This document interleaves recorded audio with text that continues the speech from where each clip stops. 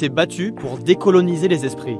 Il s'est engagé pour la libération de l'Algérie et il a inspiré les luttes antiracistes modernes. Voici l'histoire de Frantz Fanon. Né en 1925 en Martinique, Frantz Fanon s'engage pendant la Seconde Guerre mondiale dans la Résistance où il découvre le racisme ordinaire. Blessé puis décoré, il rejoint Lyon après l'armistice pour étudier la psychiatrie tout en suivant des cours de philosophie et de littérature.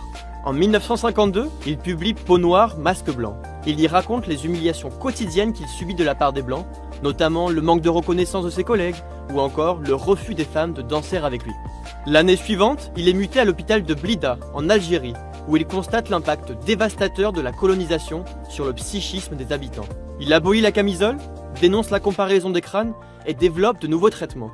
Il estime que les populations colonisées ont fini par intérioriser l'infériorité qu'on leur avait imposée. Il combat la thèse du psychiatre Antoine Porot, selon laquelle le Nord-Africain musulman est par essence un débile hystérique, capable d'homicides imprévisibles. Quand la guerre d'Algérie éclate, il soigne des soldats français le jour et des membres du FLN la nuit. Mais il finit par renoncer à la nationalité française et rejoint les indépendantistes algériens qu'il représentera en tant qu'ambassadeur en Afrique noire. Expulsé d'Algérie en 1957, il rejoint la base du FLN en Tunisie, où il prône l'internationalisation des luttes, le panafricanisme et l'émergence du tiers-monde.